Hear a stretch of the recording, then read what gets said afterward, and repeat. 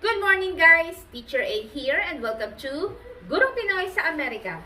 So for today, ang lesson natin ay addition and subtraction of simple fractions and mixed numbers. So sa video lesson na to, magpo-focus tayo sa learning task 1, learning task 2, 3, and 4. So kung gusto nyo ng mas detailed, mas comprehensive, at maraming examples sa addition and subtraction of fractions, meron akong hiwalay na video doon. Kindly check out my YouTube channel, Teacher A, Gurong Pinoy sa Amerika. At pati na rin ng addition and subtraction of mixed numbers. Okay? So, simulan na natin sa learning task number 1. Okay, learning task number 1, napakasimple. Ang instruction ay identify similar and dissimilar fractions. So, write S if the fractions are similar and D if dissimilar. So, paano ko malalaman kung similar or dissimilar ang fraction? So, from the word itself, kapag sinabing similar, pareho. Pareho ng ano? Pareho ng number sa ilalim or ng denominator. So, wala tayong pakialam sa numerators or yung number sa taas. Ang titignan lang natin yung number sa ilalim. Pag pareho sila, that means these fractions are similar. Kapag magkaiba, dissimilar. So, dissimilar. This means not similar. So, magkaiba ng ilalim or ng denominator. Okay? So, number 1, 2/3 and 1/3. Again, tingnan yung ilalim. Wala tayong pakialam sa number sa taas. Yung denominators lang. 3 and 3, they are the same. Therefore, similar tong fractions na to. Next, number 2, 3/4 and 1/4. Again, 4 and 4 yung nasa ilalim. Wala tayong pakialam sa 3 and 1. Ilalim lang tayo. So, that's similar. Number 3, 4/7 and 7/8. Tingnan yung nasa ilalim. 7 tsaka 8, magkaiba. Not similar. Therefore, that's dissimilar. Okay? Ganun lang kasimple yung learning task number 1. Pareho ng ilalim, similar. Magkaiba ng ilalim, dissimilar. Okay? Next, learning task number 2.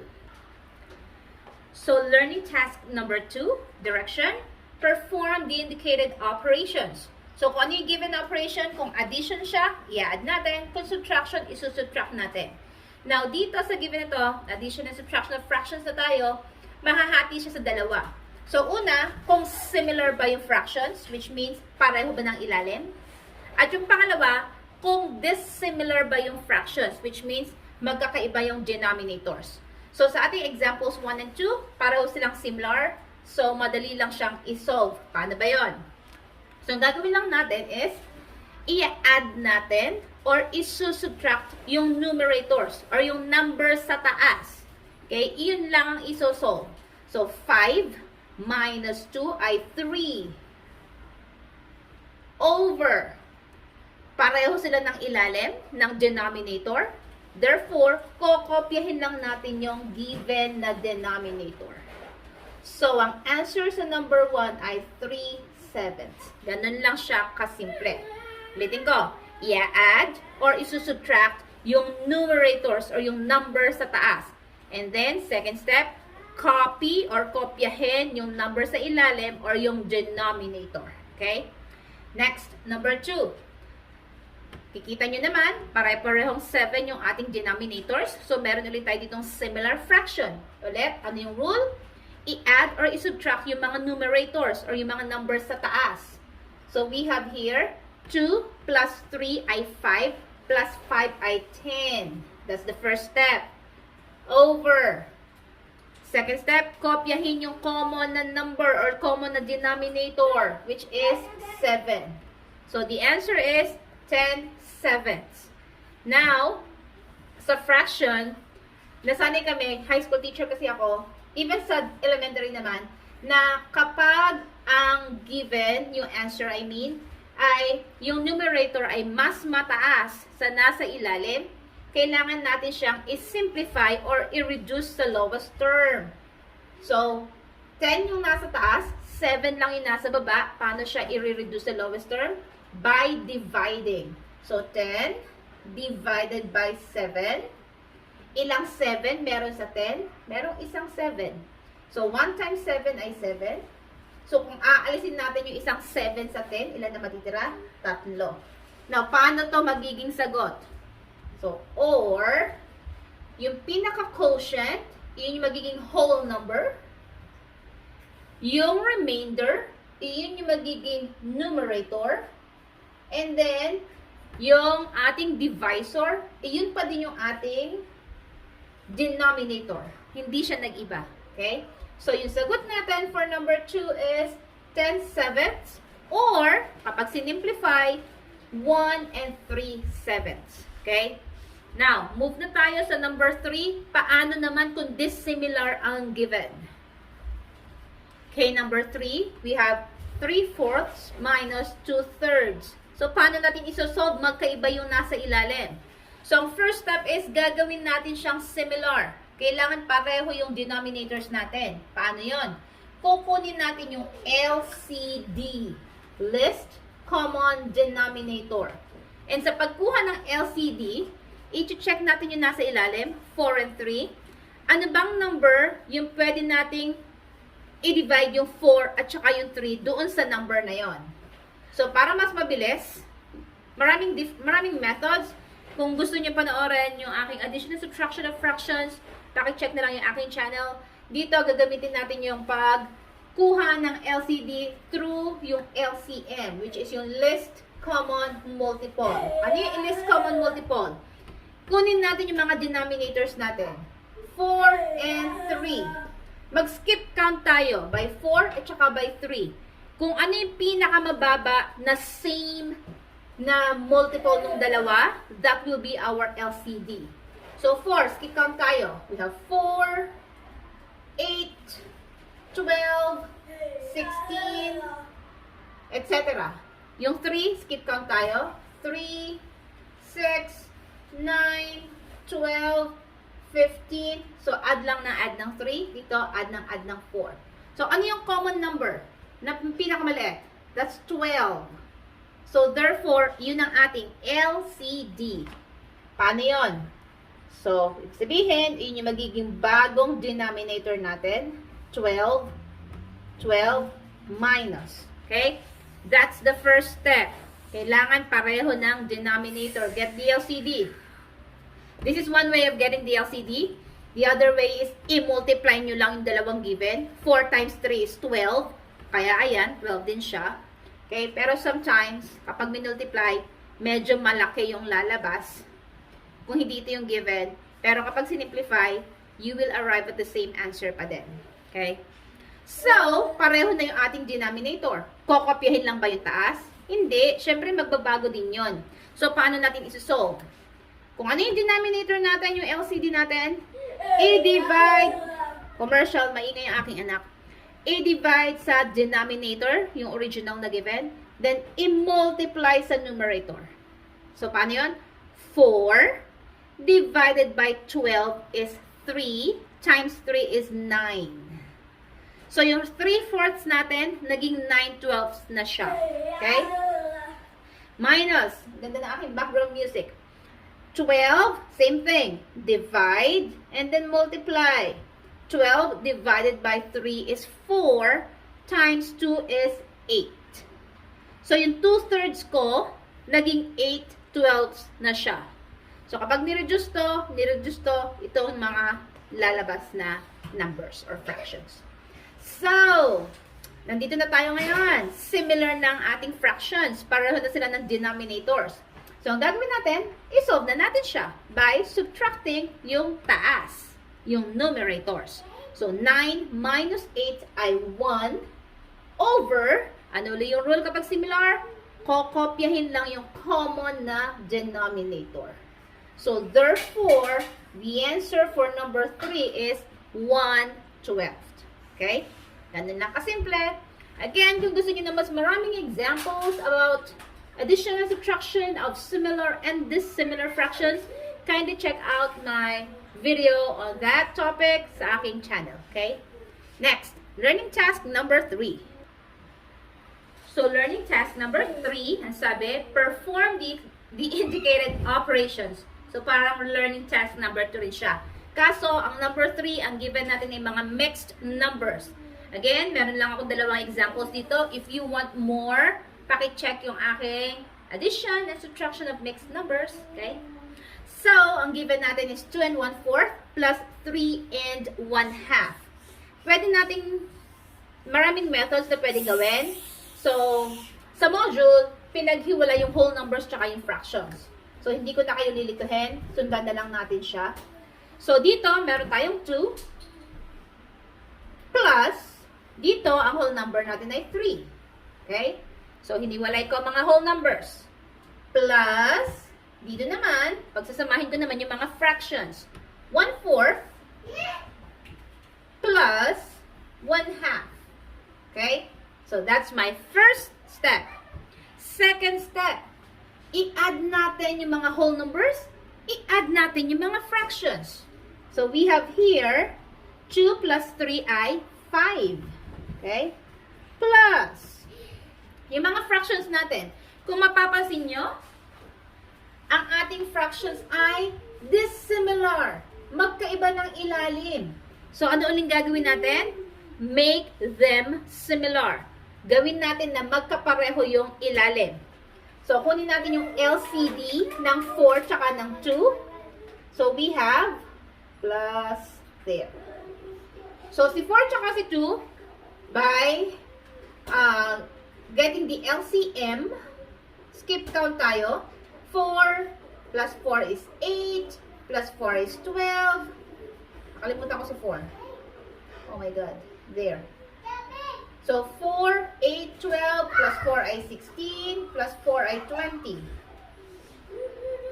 Si 2 naman, 2 plus 2 is 4, plus 2 is 6, plus 2 is 8, plus 2 is 10, plus 2 is 12. O, ano yung pinakamaliit na same multiple nila? So, that's 4. So, therefore, yun ang ating LCD. 4, 4. Ano mangyayari sa numerator? Mag-iiba din. Kasi, yung ating denominator, yung ating LCD, i-divide sa denominators, i-multiply sa numerators. Okay? So, dun tayo sa first na fraction. 4 divided by 4 is 1 times 1 is 1. Papansin nyo, hindi nag-iba, 1/4 pa din. Siyempre, kasi yun yung denominator natin. Kaya hindi siya nag-iba. Yung second fraction natin, 4 divided by 2 times 1 is 2. There. Yan. So, same na ang ating denominators. So, what's next? I-add na natin siya by adding yung numerators lang.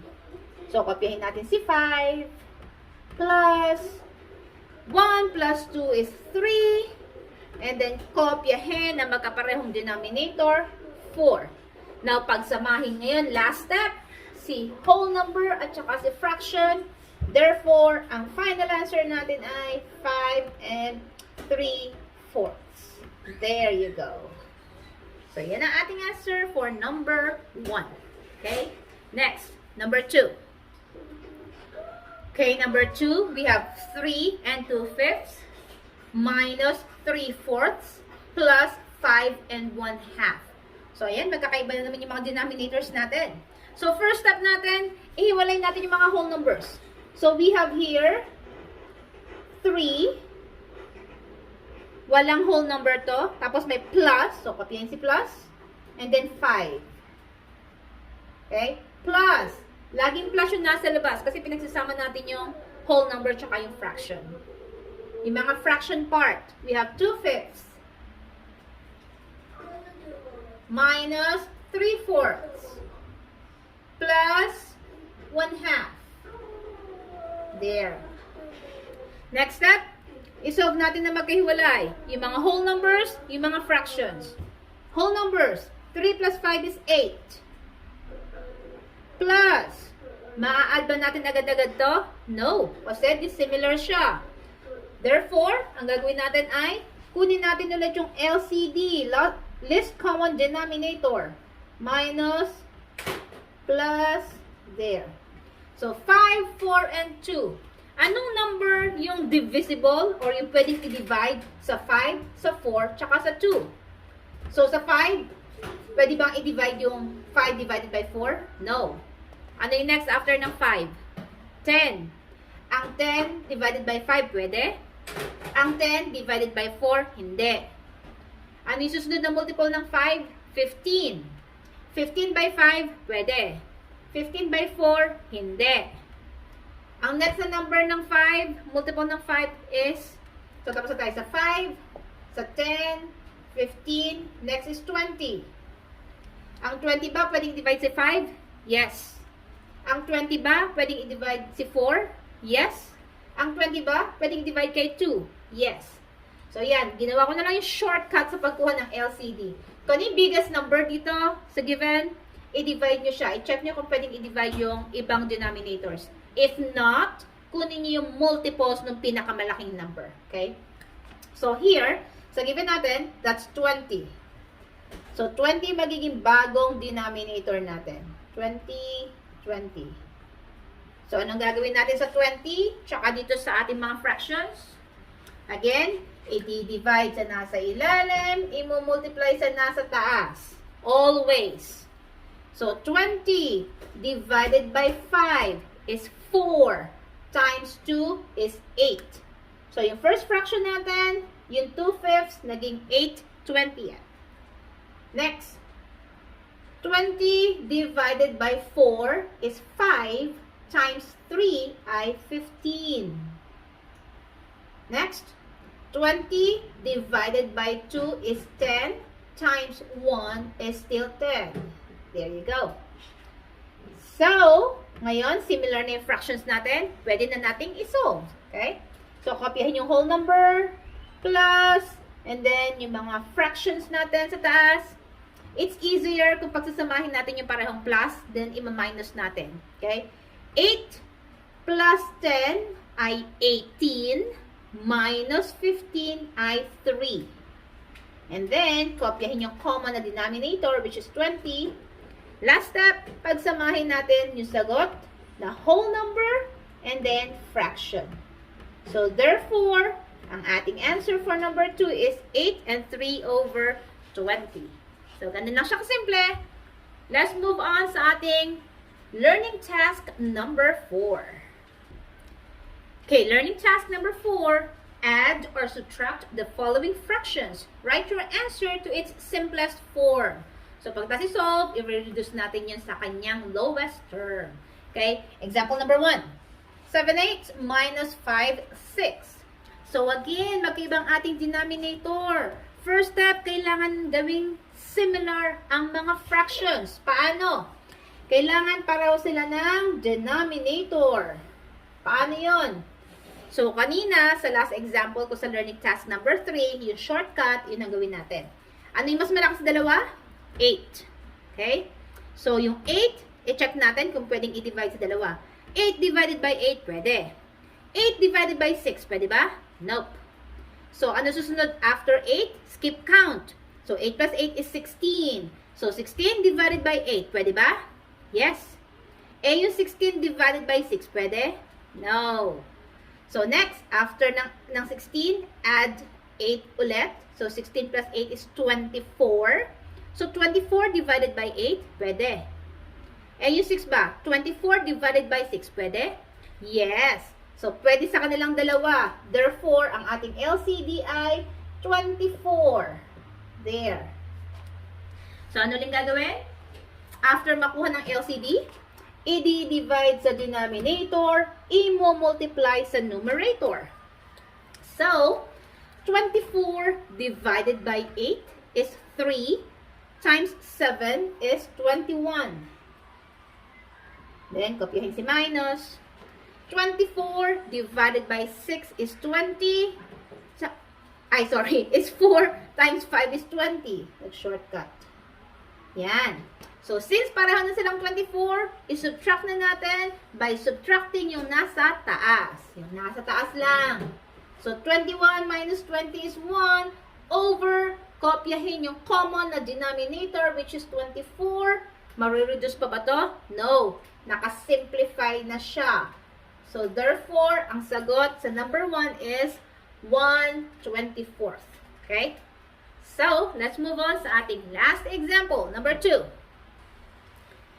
Okay, number 2. We have 10 and 5/7 minus 5 and 2/3. So, mixed number naman ang given. So, paano ulit yan? I-solve natin ng hiwalay yung mga whole numbers and yung mga fractions. So, we have here 10 minus, whole number dito is 5. And then plus, yung fractions. We have here 5/7 minus 2/3. Yan. Okay? So, that's the first step. Second step, isolve na natin siya. 10 minus 5 is 5. Plus, masusolve ba ito agad? Hindi. Kasi, ang given natin ay dissimilar na naman. So, kukunin natin yung LCD. So, we have here the first fraction minus the second fraction. So, 7 and 3. Ano yung mas malaki? 7. 7 divided by 7, pwede. 7 divided by 3, pwede? No. After the 7, skip count tayo by 7. So, 7 plus 7 is 14. 14 divided by 7, pwede? Of course. 14 divided by 3, pwede ba? Hindi. So, therefore, hindi 14 ang ating LCD. After 14, add another 7. So, 14 plus 7 is 21. So, kung hindi kayo makasunod, nag-skip count lang ako by 7. Kasi yun ang mas malaki. Mas malaking number sa dalawa. So, 7, 14, 21. So, yung 21 ba, pwede i-divide kay 7? Yes. Ay, yung 21, pwede i-divide kay 3? Yes din. So, therefore, si 21 ang ating LCD. There. So, since nakuha na si LCD, ano gagawin dito sa ating bagong denominator at sa mga given na fractions? Ulit, i-divide sa denominator, i-multiply sa mga numerators. Okay? So, 21 divided by 7 is 3 times 5 is 15. Minus. So, 21 divided by 3 is 7 times 2 is 14. There you go. Pareho na sila ngayon. So, therefore, may susolve na natin siya. So, kopyahin si 5 plus, isolve natin yung mga fractions natin. 15 minus 4 is 1 over, kopyahin ang common na denominator, which is 21. Last step, pagsamahin without the addition symbol sa gitna. We have 5 and 1 over 21. So, that's the final answer. So, that's it. Kung natuto kayo sa ating video, kindly give me a like para i-share to ni YouTube sa iba. And please, kung hindi pa kayo member ng ating community, kindly hit yung subscribe button sa ilalim and yung notification bell para updated kayo sa ating mga learning or tutorial videos, I'm sorry. And kung meron kayong request, i-PM nyo lang ako, pati yung module nyo para magawa natin ng video, okay? So, that's it for today. See you on my next video. Paalam!